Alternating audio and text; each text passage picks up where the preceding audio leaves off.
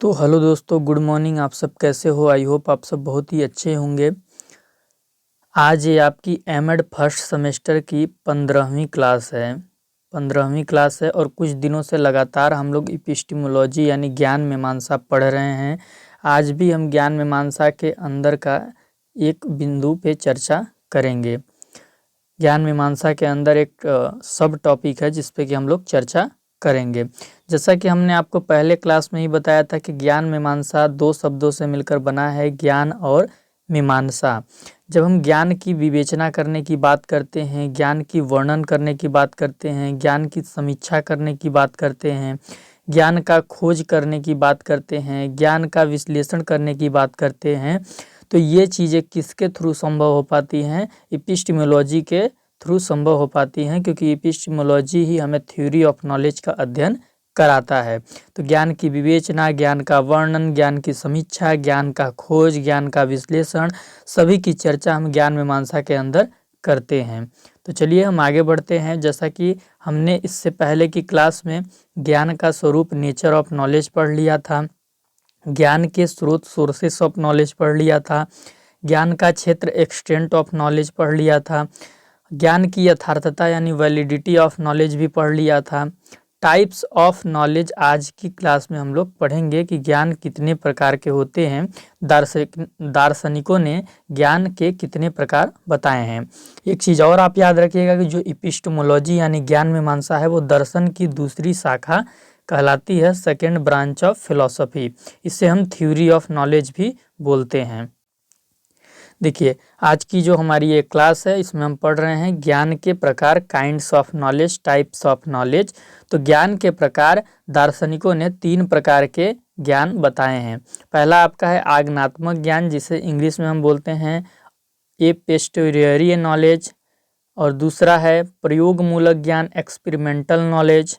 तीसरा है प्रागनुभव ज्ञान, ए प्रियरी नॉलेज।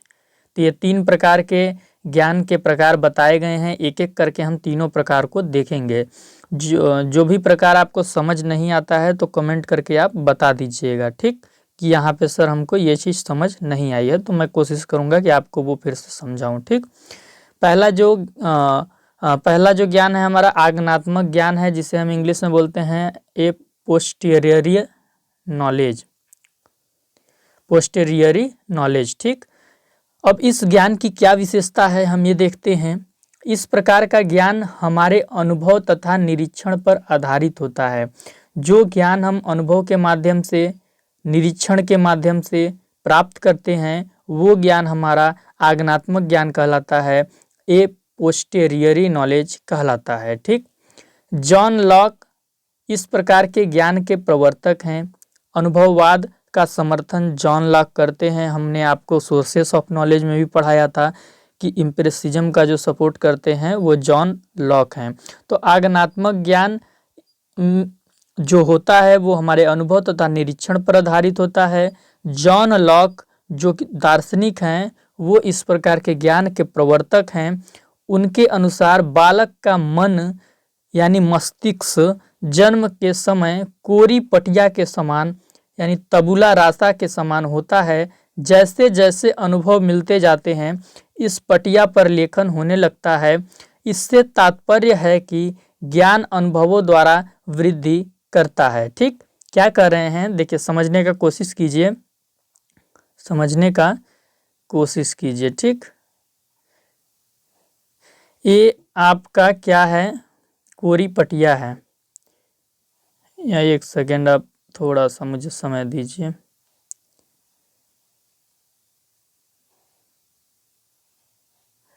ये क्या है आपका, मान लीजिए कोरी पटिया है या कोरा स्लेट, हम एक ले लेते हैं, कोरा स्लेट है। तो ये बोल क्या रहे हैं कि जो बच्चा होता है, जो बच्चा आपका होता है वो किस प्रकार के ज्ञान का जो बच्चा होता है उसका जो मस्तिष्क होता है शुरू में, क्या उसका जो मस्तिष्क होता है शुरू में, वो मस्तिष्क एक ब्लैंक स्लेट के समान होता है, कोरा पटिया के समान होता है, तबुला रासा के समान होता है, यानी कि पूरा जगह क्या होता है, ब्लैंक होता है। पूरा जगह क्या होता है, ब्लैंक होता है। उसके मस्तिष्क में किसी भी प्रकार का ज्ञान नहीं होता है। ये जॉन लॉक कह रहे हैं कि जब एक बच्चा जन्म लेता है तो उसका जो मस्तिष्क होता है वो एक ब्लैंक स्लेट, कोरी पटिया के समान होता है। उसका मस्तिष्क पूरा खाली होता है। जैसे जैसे इस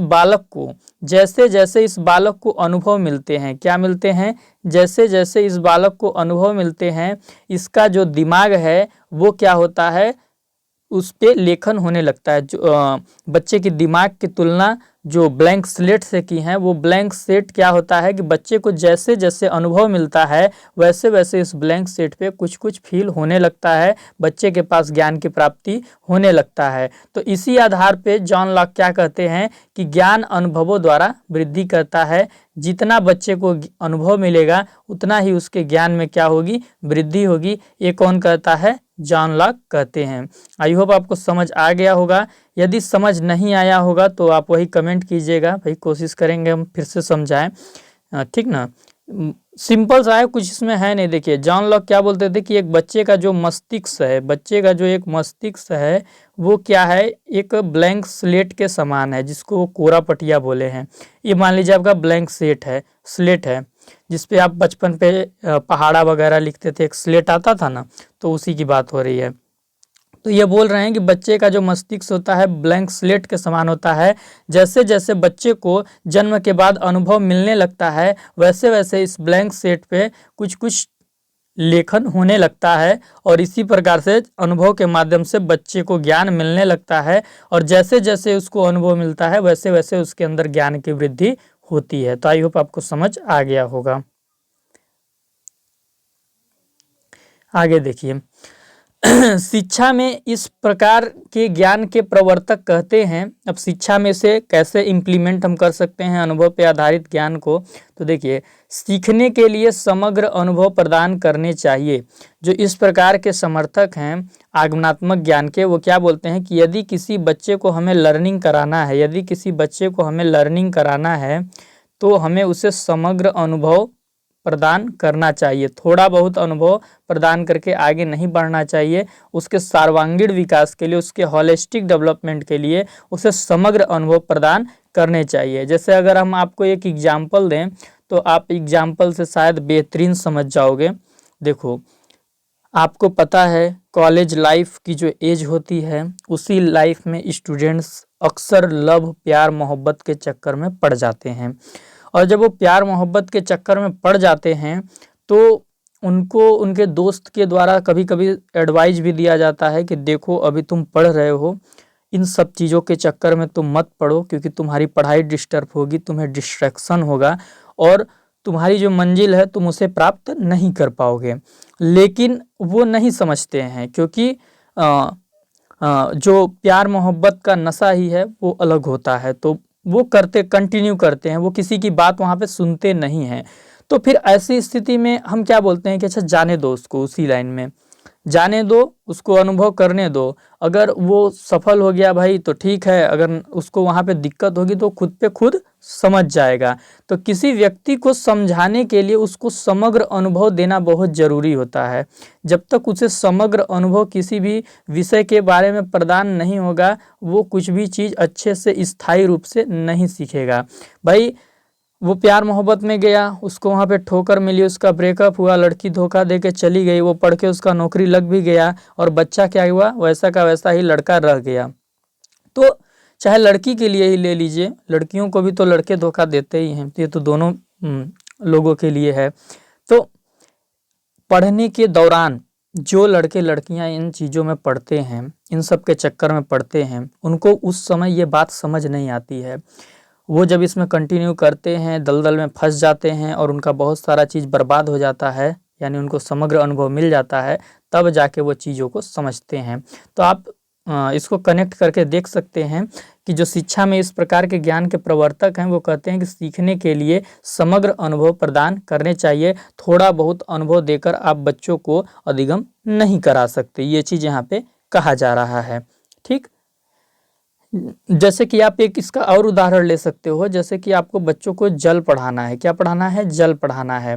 तो जल पढ़ाना है तो जल की सिर्फ आप थ्योरी पढ़ा दोगे तो बच्चे समझ थोड़ी जाएंगे। आप जल की थ्योरी पढ़ाइए, फिर उनको जल दिखाइए कि जल कैसा होता है, फिर इनको आप ये चीज़ प्रूव करा के दिखाइए कि जो जल है वो द्रव्य कैसे कहलाता है, एच और ओ क्या होता है, कितनी मात्रा में है, ये सारे चीज़ें समग्र अनुभव देंगे तो बच्चे का जो ज्ञान है वो स्थायी हो जाएगा। एक और उदाहरण ले लीजिए कि जैसे आपको बच्चे को ताजमहल पढ़ाना है, ताजमहल पढ़ाना है, आप क्लास में गए, ताजमहल के बारे में खूब व्याख्या किए इधर उधर कि ताजमहल जो है ना बेटा वो संगमरमर के पत्थरों से बना है। ताजमहल है ना जो बेटा वो शाहजहां ने मुमताज़ की याद में बनवाया था, बड़े बड़े गुंबद थे, बहुत ही अच्छा सुंदर बना है।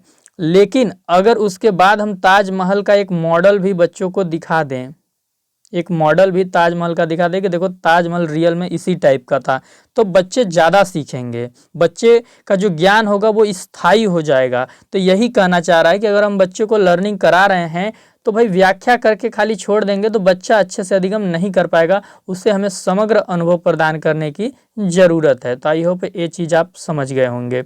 इसके बाद इस प्रकार के ज्ञान में अलौकिक का कोई स्थान नहीं होता, जो दिख नहीं रहा है उसका कोई भी स्थान नहीं है, जो प्रत्यक्ष नहीं है उसका कोई भी स्थान नहीं है आगमनात्मक ज्ञान में। ठीक, तो आगमनात्मक ज्ञान की क्या विशेषता है? इस प्रकार का ज्ञान हमारे अनुभव तथा निरीक्षण दो चीज़ों पर आधारित होता है। इसके प्रवर्तक जॉन लॉक हैं जो कि अनुभववाद के भी समर्थक हैं। इनके अनुसार बालक का जो मन या मस्तिष्क होता है वो कोरा पटिया यानी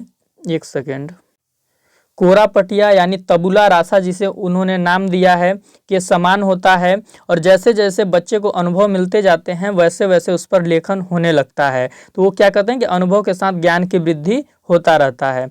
और शिक्षा में क्या बोलते हैं कि अगर हमें अनुभव के द्वारा किसी बच्चे को लर्निंग कराना है, अधिगम कराना है, तो उसमें समग्र अनुभव देना पड़ेगा। थ्योरी के साथ प्रैक्टिकल कराना पड़ेगा, प्रैक्टिकल के साथ कुछ प्रोजेक्ट वर्क देना पड़ेगा, और उसको बार बार रिवाइज कराना होगा, उसके रियल लाइफ से उसे कनेक्ट करना होगा, तमाम चीज़ें।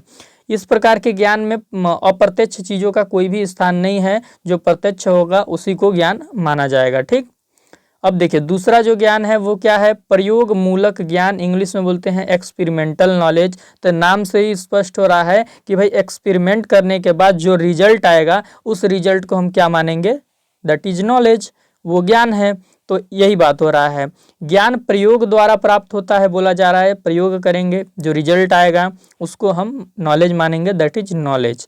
ऐसा प्रयोजनवादियों की धारणा है, प्रैग्मेटिज्म के जो दार्शनिक हैं उनकी ऐसी धारणा है, उनकी ऐसी कॉन्सेप्ट है। जॉन डीवी प्रयोजनवाद के एक बहुत ही प्रसिद्ध दार्शनिक हैं। जॉन डीवी का कहना है कि ज्ञान की प्रक्रिया एक प्रयास एवं सहन, ट्राइंग एंड अंडर डूइंग की प्रक्रिया है। ज्ञान की प्रक्रिया कैसी है? एक प्रयास एवं सहन, ट्राइंग एंड अंडर डूइंग। हम एक प्रयास करते हैं और उस प्रयास के द्वारा अंदर तक जाते हैं, अंदर तक जाते हैं यानी प्रयोग करके देखते हैं, और जो रिजल्ट आता है उसे हम ज्ञान के रूप में स्वीकार करते हैं। एक विचार का अभ्यास में प्रयास करना एवं ऐसे प्रयास के जो परिणाम आएंगे, हम जो प्रयोग करेंगे उसका जो रिजल्ट आएगा उससे जो फल प्राप्त होते हैं उनसे बच्चों को सीखना चाहिए। ये ऐसा कह रहे हैं कि भाई रिजल्ट ही नॉलेज माना जाएगा। तीसरा जो नॉलेज है वो क्या है आपका? वो है आपका प्रागनुभव ज्ञान, ए प्रियरी नॉलेज इंग्लिश में हम बोलेंगे। इसमें क्या है? ये तीसरे प्रकार का ज्ञान है। इसमें ज्ञान स्वयं में सत्य होता है, स्वयं में इसमें ज्ञान सत्य होता है। इसको न तो आप अनुभव कर सकते हैं और इसको न तो आप प्रयोग कर सकते हैं। ठीक, नॉलेज इज सेल्फ एविडेंट, ये अपना प्रमाण खुद ही होता है। इस विचारधारा के जो प्रवर्तक हैं वो कांट हैं आपके, जो अनुभववाद और तर्कवाद दोनों को मानते हैं, और जो प्रागनुभव ज्ञान है वो तर्क पे आधारित होता है। किस पे आधारित होता है? तर्क पे आधारित होता है। सामान्य सत्य अनुभव से स्वतंत्र होने चाहिए, जो सामान्य सत्य है वो अनुभव से स्वतंत्र होने चाहिए। उसकी प्रामाणिकता के लिए अनुभव की कोई भी निर्भरता नहीं होनी चाहिए, उसकी प्रामाणिकता के लिए अनुभव का सहारा न लेना पड़े, ये चीज़ बोला जा रहा है। ठीक, उन्हें स्वयं में सिद्ध होना चाहिए, उन्हें स्वयं में स्पष्ट तथा निश्चित होना चाहिए। गणित का ज्ञान प्रागनुभव ज्ञान समझा जाता है। 2 गुणते 2 बराबर 4, 5 गुणते 4 बराबर 20। तो इसमें आप क्या अनुभव कीजिएगा, इसमें तो तर्क करने की जरूरत है ना, ये तर्क के द्वारा ये ज्ञान प्रमाणित होता है, तर्क के द्वारा ये ज्ञान स्वयं में आपका क्या होता है, सिद्ध होता है। एक सेकंड रुकिएगा, क्या करें यार, कभी कभी गड़बड़ हो जाता है। हाँ ठीक, देखिए जो 5 गुणते 4 बराबर 20, 2 गुणते 4 बराबर 8, ये क्या है, इस ज्ञान में आप अनुभव क्या कीजिएगा, इसमें तो तर्क करने की जरूरत होती है ना, तर्क का, और ये ज्ञान स्वयं में सिद्ध होता है कि भाई 5 गुणते 4 बराबर 20 है, 2 गुणते 4 बराबर 8 है। तो गणित का ज्ञान जो होता है प्रागअनुभव ज्ञान समझा जाता है। यह ज्ञान अनुभव से परे है, इसकी पहचान है। जो एप्रियरी नॉलेज है आपकी, अनुभव से परे है, बियॉन्ड फ्रॉम आपका एक्सपीरियंस, अनुभव से परे है, ये इसका कीवर्ड है, आप याद रखिएगा। देखिए अनुभव से हमें तथ्य प्राप्त होते हैं, कोई भी आप अनुभव करते हैं तो उनसे कुछ हमें जानकारियां निकल के आती हैं, कुछ तथ्य निकल के आते हैं। ठीक, जैसे आपने बीएड 2 साल किया तो आपको पता चल गया होगा कि बीएड 2 साल में क्या क्या पढ़ाया जाता है, और बीएड 2 साल पढ़ने के बाद हमारे में किस प्रकार की इम्प्रूवमेंट आती है टीचर से रिलेटेड, और बीएड एक कैसा कोर्स है XYZ, इसके बारे में आपको कुछ तथ्य पता चल जाते होंगे। अब उस तर्क पे क्या करते होंगे या वो जो तथ्य मिले हैं आपको, बहुत सारे तथ्य मिले होंगे कि भाई बीएड आपने 2 साल किया तो बीएड कैसा कोर्स है, बीएड 2 साल करने के बाद टीचर को लेकर आप में कैसे इम्प्रूवमेंट आते हैं, ये सारे तथ्य मिले तो इस पे क्या करेंगे, आप तर्क करेंगे, और सारे चीज़ों पे तर्क करेंगे तो एक निष्कर्ष तो निकाल लेंगे ना कि बीएड इज प्रोफेशनल कोर्स।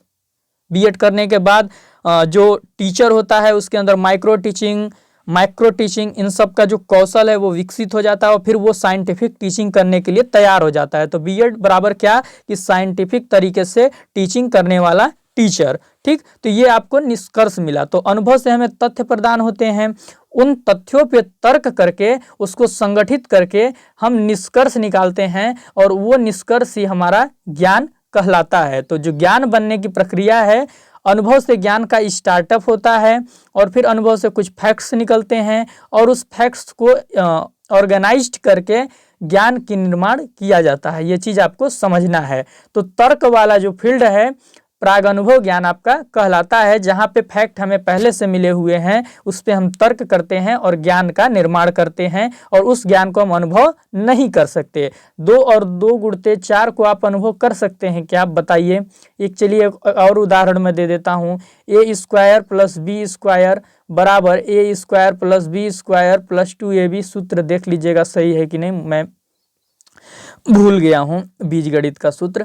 तो इसे आप अनुभव कर सकते हैं क्या, नहीं ना कर सकते। ये तो तर्क करने का विषय है कि आपके पास कुछ फैक्ट पहले से प्राप्त थे, आपने तर्क किया और इस सूत्र का निर्माण किया। ठीक, तो यही चीज बोला जा रहा है कि इसकी जो आइडेंटिटी है वो आइडेंटिटी क्या है कि ये बियॉन्ड फ्रॉम एक्सपीरियंस है, अनुभव से परे है, और यहाँ पे तर्क किया हुआ जो नॉलेज प्राप्त होता है उसको प्रागअनुभव ज्ञान बोलते हैं। गणित विषय पढ़ाने के लिए इस प्रकार के ज्ञान का प्रयोग किया जाता है। किंतु कुछ सत्य को अनुभव से प्राप्त तथ्यों की कोई आवश्यकता नहीं होती। कुछ सत्य ऐसे भी होते हैं कि उनका अनुभव से कोई लेना देना नहीं होता है, जैसे आपका मैथमेटिक्स है, यह स्वयं स्पष्ट तथा स्वयं आपका सिद्ध होती है। ये चीज है। प्रागअनुभव ज्ञान ऐसा ज्ञान कहलाता है जिसे बुद्धि अनुभव की सहायता के बिना प्राप्त करती है। प्रागअनुभव ज्ञान प्राप्त करने के लिए बुद्धि की जरूरत होती है, तर्क की जरूरत होती है, और उसमें अनुभव करने की कोई जरूरत नहीं होती है। पहले से कुछ फैक्ट्स प्राप्त हैं, उस पर आप क्या करते हैं, तर्क करते हैं, और नॉलेज की प्राप्ति हो जाती है, यानी कि आपको खुद अनुभव करने की जरूरत वहाँ पे नहीं होती है। ये चीज़ है। ठीक, अब इसके इम्प्लीकेशंस क्या हैं। ये 3 प्रकार के हमने ज्ञान पढ़ा, इसको शिक्षा में हम कैसे इम्प्लीमेंट करेंगे, छोटा सा है, देख लीजिए, आपका टाइम ज़्यादा बर्बाद नहीं होगा। शिक्षण प्रदान करने में हमें इन तीनों प्रकार के ज्ञान को ध्यान में रखना चाहिए। जब हम कहीं भी क्लास में टीचिंग कर रहे हैं तो हमने अभी जो 3 प्रकार के ज्ञान पढ़े, अपोस्टेरियरी नॉलेज, एक्सपेरिमेंटल नॉलेज, अप्रियरी नॉलेज, ये तीनों प्रकार के ज्ञान को हमें ध्यान में रखना चाहिए। क्योंकि हमें मैथ पढ़ाना है तो हम किस प्रकार के ज्ञान को ध्यान में रखेंगे, मैथ पढ़ाना है तो हम अप्रियरी नॉलेज यानी कि प्रागअनुभव ज्ञान को ध्यान में रखेंगे, क्योंकि मैथ हमें तर्क के द्वारा पढ़ाना है। मैथ में हमें बात बात में उन्हें अनुभव नहीं कराना है, उन्हें तर्क करने की उनकी जो क्षमता है उसको डेवलप करना है। वहीं यदि हम सामाजिक विज्ञान पढ़ा रहे हैं, सोशल साइंस पढ़ा रहे हैं, तो समाज के नियम, समाज के कानून, समाज का स्वरूप बच्चों को हम कैसे पढ़ा सकें, जो हमारे इतिहास है, प्राचीन इतिहास, उससे कैसे बच्चों को जोड़कर वर्तमान की प्रासंगिकता को समझा सकें, वर्तमान में उनकी प्रासंगिकता को समझा सकें, तो उसके लिए हमें पोस्टेरियरी नॉलेज यानी कि आगनात्मक ज्ञान को भी ध्यान में रखना पड़ेगा। क्योंकि जो सामाजिक विज्ञान है वो अगर हम अनुभव के द्वारा बच्चों को पढ़ाते हैं तो वो ज़्यादा यूजफुल होता है। तो यही बोला जा रहा है कि विभिन्न विषयों का ज्ञान हमें अनुभव द्वारा भी प्राप्त होता है। भाई सोशल साइंस हो गया, हिंदी हो गया, और भी जो समाज से रिलेटेड विषय हैं, अनुभव करने वाले जो फील्ड हैं, साइकोलॉजी हो गया, तो उसमें अनुभव की भी ज़रूरत होती है। ठीक, तो उसे वैसे विषय पढ़ाने में हमें अनुभव को भी ध्यान में रखना चाहिए। गणित या तर्कशास्त्र का ज्ञान प्राग अनुभव प्रकार का ज्ञान है। तो जब भी हम गणित पढ़ाएं या हम तर्कशास्त्र पढ़ाएं तो हमें प्राग अनुभव ज्ञान को ध्यान में रखना चाहिए। गणित के शिक्षण के समय हमें इस बात को ध्यान में रखना चाहिए कि प्राग अनुभव ज्ञान का वहाँ पे ज़्यादा यूज किया जाए, बच्चे को तर्क के द्वारा चीज़ों को पढ़ाया जाए, उनकी तर्क शक्ति को डेवलप किया जाए। देखिए यहाँ पे एक स्ट्रक्चर है, स्ट्रक्चर इसलिए है ताकि आपको ये 3 प्रकार के ज्ञान आपके माइंड में याद हो जाएं जो दार्शनिकों ने बताए हैं। पहला है आपका आगनात्मक ज्ञान, पहचान क्या है, अनुभव और निरीक्षण के द्वारा प्राप्त होता है, एकदम रट लीजिएगा। दूसरा क्या है प्रयोगमूलक ज्ञान, प्रयोगमूलक ज्ञान का क्या पहचान है, ये प्रयोग, अनुभव, निरीक्षण तीनों के द्वारा पर्याप्त होता है। पहले तो अनुभव और निरीक्षण होता है, कुछ फैक्ट निकलते हैं और उन फैक्टों को हम प्रयोग के द्वारा उसकी टेस्टिंग करते हैं, अगर उसमें जो रिजल्ट आता है उसको हम नॉलेज मानते हैं। तीसरा किस प्रकार का ज्ञान है, प्रागअनुभव ज्ञान है। प्रागअनुभव ज्ञान की क्या पहचान है, तर्क के द्वारा ये प्राप्त होता है, अनुभव से परे होता है, स्वयं में सिद्ध होता है। ठीक, 2 गुणते 2 आपका स्वयं में क्या है, सिद्ध है। ठीक, तो ये चीज़ है। तो ये 3 चीज़ आप एकदम ध्यान रखिएगा। और इसके बाद आपकी एक क्लास और होनी है एपिस्टेमोलॉजी पे, फिर इसके बाद हम लोग एक्सियोलॉजी पे चलेंगे और आपका एक यूनिट जल्दी से ख़त्म हो जाएगा। ठीक, तो आइए मैं देखता हूँ कहाँ पे है आपका वो सिलेबस वाला। हाँ देखिए, बस छोटा सा एक क्लास होगा, वो अगर कोशिश हुआ, अगर समय मिला और सारी टेक्निकल चीज़ें सही रहीं तो वो आज भी मैं करा दूंगा। ज्ञाता, ज्ञान और ज्ञेय में संबंध आप लोगों को थोड़ा सा बताना है। ये न्याय दर्शन के अंदर इस चीज़ की बात की जाती है। तो ज्ञाता, ज्ञेय और ज्ञेय में संबंध जो है वो चीज़ आपको समझाना है। फिर ये ज्ञान में त्रुटि की जो अवधारणा है कि नॉलेज में कैसे हम भ्रामक चीज़ों को दूर करें, तो वो मैंने ज्ञान के स्वरूप वाले क्लास में बता दिया है। तो ज्ञान के स्वरूप वाले क्लास को एक बार और ध्यान से देखिएगा तो वो क्लियर हो जाएगा। तो आपको बस एक क्लास मैं और लूँगा, फिर हम अगले टॉपिक पे चलेंगे। तो इस चैनल को आप सब्सक्राइब कर लीजिएगा यदि चैनल पे नए होंगे तो, और साथ ही साथ आप टेलीग्राम चैनल को ज़रूर ज्वाइन कीजिएगा। टेलीग्राम चैनल पे ही मैं आपको सारी अपडेट देता हूँ, जो भी ज़रूरी चीज़ें होती हैं, ठीक, TLM वगैरह, तो वहाँ पे ही मैं प्रोवाइड करता हूँ।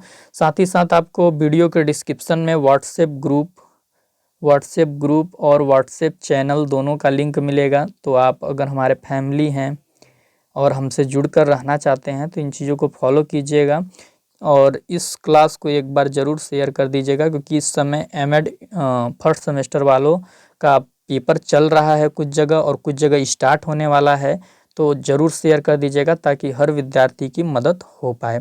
चलिए फिर मिलते हैं आपको नेक्स्ट क्लास में।